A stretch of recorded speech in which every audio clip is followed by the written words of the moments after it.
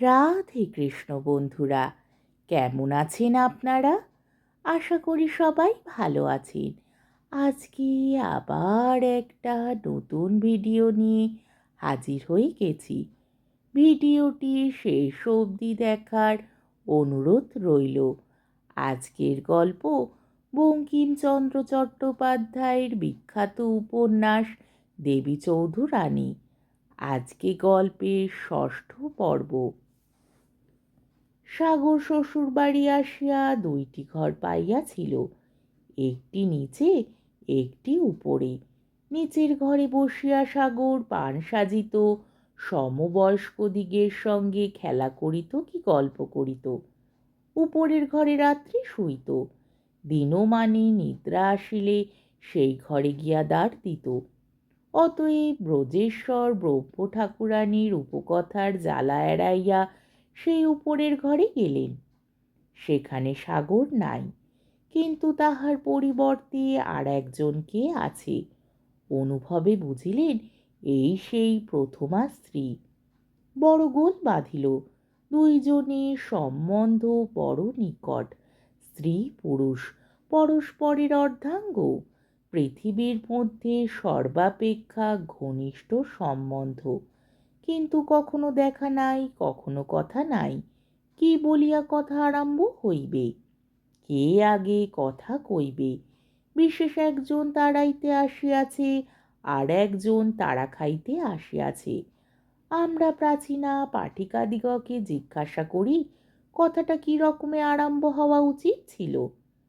উচিত যাই হোক, উচিত মতো কিছুই হইল না।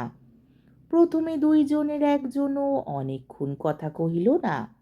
শেষে প্রফুল্ল অল্প অল্প মাত্র হাসিয়া গলায় কাপড় দিয়া ব্রজেশ্বরের পায়ের গোড়ায় আসিয়া ঢিপ করিয়া এক প্রণাম করিল। ব্রজেশ্বর বাপের মতো নহে। প্রণাম গ্রহণ করিয়া অপ্রতিভ হইয়া বাহু ধরিয়া প্রফুল্লকে উঠাইয়া পালঙ্কে বসাইল। বসাইয়া আপনি কাছে বসিল। প্রফুল্লের মুখে একটু ঘোমটা ছিল। সেকালের মেয়েরা একালের মেয়েদের মতো নহে, ধিক একাল।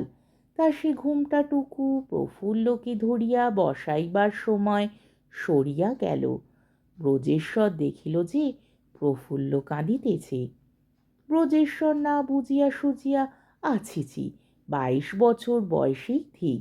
ব্রজেশ্বর না বুঝিয়া সুঝিয়া, না ভাবিয়া চিন্তিয়া, যেখানে বড় ডবডবে চোখের নিচে দিয়া এক ফোঁটা জল গড়াইয়া আসিতেছিল, সেই স্থানে ছিছি। ব্রজেশ্বর হঠাৎ চুম্বন করিলেন।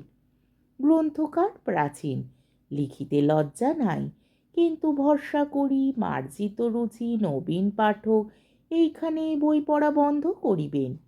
যখন ব্রজেশ্বর এই ঘোরতর অশ্লীলতা দোষে নিজে দূষিত হইতেছিলেন এবং গ্রন্থকারকে সেই দোষে দূষিত করিবার কারণ হইতেছিলেন, যখন নির্বোধ প্রফুল্ল মনে মনে ভাবিতেছিল যে বুঝি এই মুখচুম্বনের মতো পবিত্র পুণ্যময় কর্ম ইহজগতে কখনো কেহ করে নাই, সেই সময় দ্বারেকে মুখ বাড়াইল।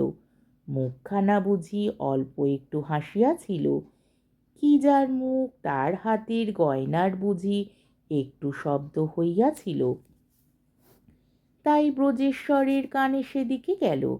ব্রজেশ্বর সেদিকে চাহিয়া দেখিলেন মুখখানা বড় সুন্দর, কালো কুচকুচে, কোকড়া কোকড়া, ঝাপটায় বেড়া। তখন মেয়েরা ঝাপটা রাখিত। তারপর একটু ঘুমটা টানা। ঘুমটার ভিতর দুইটা পদ্মপলাশ চক্ষু ও দুইখানা পাতলা রাঙা ঠোঁট মিঠে মিঠে হাসিতেছে। ব্রজেশ্বর দেখিলেন মুখখানা সাগরের। সাগর স্বামীকে একটা চাবি ও কুলুপ দেখাইল। সাগর ছেলে মানুষ, স্বামীর সঙ্গে যে আদা কথা কয় না। ব্রজ কিছু বুঝিতে পারিলেন না, কিন্তু বুঝিতে বড় বিলম্ব হইল না।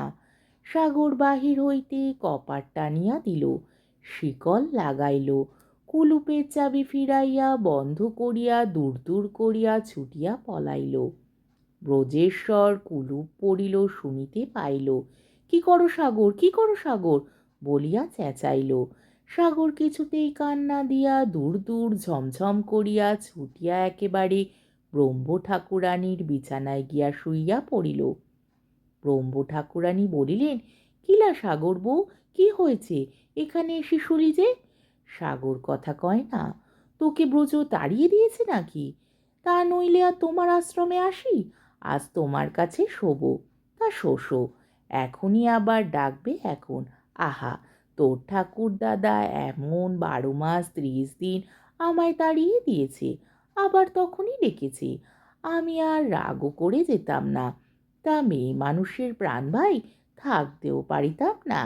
একদিন হলো কি, সাগর কহিল, ঠান দিদি, একটা রূপকথা বলো না। কোনটা বলবো? বিহঙ্গমা বিহঙ্গমীর কথা বলবো? একলা শুনবি? তা নতুন বউটা কোথায়? তাকে ডাক না, দুজনে শুনবি। সে কথা আমি এখন খুঁজিতে পারি না, আমি একাই শুনবো, তুমি বলো।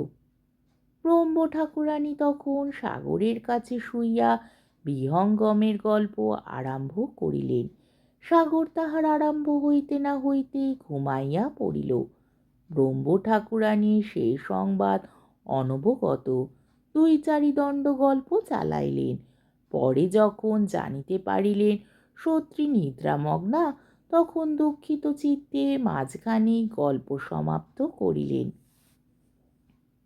পরদিন প্রভাত হইতে না হইতে সাগর আসিয়া ঘরের কুলুপ খুলিয়া দিয়া গেল।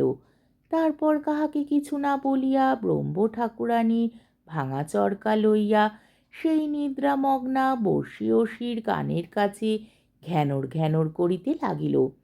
কটাস ঝনাত করিয়া কুলুপ শিকল খোলার শব্দ হইল। প্রফুল্ল ব্রজেশ্বর তাহা শুনিল। প্রফুল্ল বসিয়াছিল, উঠিয়া দাঁড়াইল, বলিল, সাগর শিকল খুলিয়াছে, আমি চলিলাম। স্ত্রী বলিয়া স্বীকার করো না করো, দাসী বলিয়া মনে রাখিও। ব্রজ কহিল, এখন যাইও না, আমি একবার কর্তাকে বলিয়া দেখিব। প্রফুল্ল বলিল, বলিলে কি তার মন ফিরিবে? না ফিরুক, আমার কাজ আমায় করিতে হইবে। অকারণে তোমায় ত্যাগ করিয়া আমি কি অধর্মে পতিত হইব? তুমি আমায় ত্যাগ করো নাই, গ্রহণ করিয়াছ। আমাকে একদিনের জন্য শয্যার পাশে ঠাঁই দিয়াছ, আমার সেই ঢের। তোমার কাছে ভিক্ষা করিতেছি, আমার মতো দুঃখিনীর জন্য বাপের সঙ্গে তুমি বিবাদ করিও না, তাতে আমি সুখী হইব না। ব্রজ কহিল, নিতান্ত পক্ষে তিনি যাহাতে তোমার খোরপোশ পাঠাইয়া দেন, তা আমায় করিতে হইবে। তিনি আমায় ত্যাগ করিয়াছেন, আমি তার কাছে ভিক্ষা লইব না। তোমার নিজের যদি কিছু থাকে, তবে তোমার কাছে ভিক্ষা লইব। আমার কিছুই নাই, কেবল আমার একটি আংটি আছে, এখন এইটি লইয়া যাও। আপাতত ইহার মূল্যে কতক দুঃখ নিবারণ হইবে। তারপর যাহাতে আমি 2 পয়সা রোজগার করিতে পারি, সেই চেষ্টা করিব। যেমন করিয়া পারি আমি তোমার ভরণ পোষণ করিব। এই বলিয়া ব্রজেশ্বর আপনার অঙ্গুলি হইতে বহুমূল্য হীরাকঙ্গুরীয় উন্মোচন করিয়া প্রফুল্লকে দিল। প্রফুল্ল আপনার অঙ্গুলে আংটিটি পরাইতে পরাইতে বলিল, যদি তুমি আমাকে ভুলিয়া যাও। ব্রজ কহিল, সকলকে ভুলিব, তোমায় কখনো ভুলিব না। প্রফুল্ল জিজ্ঞাসা করিল, যদি এরপর চিনিতে না পারো? ব্রজ বলিল, অমুক কখনো ভুলিব না। প্রফুল্ল বলিল, আমি এই আংটিটি বেচিব না, না খাইয়া মরিয়া যাইব, তবু কখনো বেচিব না। যখন তুমি আমাকে না চিনিতে পারিবে, তখন তোমাকে এই আংটি দেখাইব। ইহাতে কি লেখা আছে? ব্রজ বলিল, আমার নাম খোদা আছে। 2 জনে অশ্রু জলে নিষিক্ত হইয়া পরস্পরের নিকট বিদায় গ্রহণ করিল। প্রফুল্ল নিচে আসিলে সাগর ও নয়নের সঙ্গে সাক্ষাৎ হইল। পোড়ারমুখী নয়ন বলিল, দিদি, কাল রাত্রে কোথায় শুইয়াছিলে? প্রফুল্ল উত্তর করিল, ভাই, কেহ তীর্থ করিলে সে কথা আপনার মুখে বলে না। নয়ন কইল, সে আবার কি? সাগর বলিল, বুঝতে পারিস নে, কাল উনি আমাকে তাড়াইয়া আমার পালঙ্কে বিষ্ণুর লক্ষ্মী হইয়াছিলেন। মিনসে আবার সোহাগ করিয়া আংটি দিয়েছে। সাগর নয়নকে প্রফুল্লের হাতে ব্রজেশ্বরের আংটি দেখাইল। দেখিয়া নয়নতারা হাড়ে হাড়ে জ্বলিয়া গেল। বলিল, দিদি, ঠাকুর তোমার কথার কি উত্তর দিয়েছেন শুনেছ? প্রফুল্লের সে কথা আর মনে ছিল না। সে ব্রজেশ্বরের আদর পাইয়াছিল। প্রফুল্ল জিজ্ঞাসা করিল, কি কথার উত্তর? নয়ন কহিল, তুমি জিজ্ঞাসা করিয়াছিলে কি করিয়া খাইবে। প্রফুল্ল বলিল, তার আর উত্তর কি? নয়ন কহিল, ঠাকুর বলিয়াছেন চুরি ডাকাতি করিয়া খাইতে বলিও, দেখা যাবে বলিয়া প্রফুল্ল বিদায় হইল। প্রফুল্ল আর কাহারও সঙ্গে কথা কহিল না। একেবারে বাইরে খিড়কিদ্বার পার হইল। সাগর পিছু পিছু গেল। প্রফুল্ল তাহাকে বলিল, আমি ভাই আজ চলিলাম, এ বাড়িতে আর আসিব না। তুমি বাপের বাড়ি গেলে সেখানে তোমার সঙ্গে দেখা হইবে। সাগর জিজ্ঞাসা করিল, তুমি আমার বাপের বাড়ি চেনো? প্রফুল্ল বলিল, না চিনি, চিনিয়া চাইব।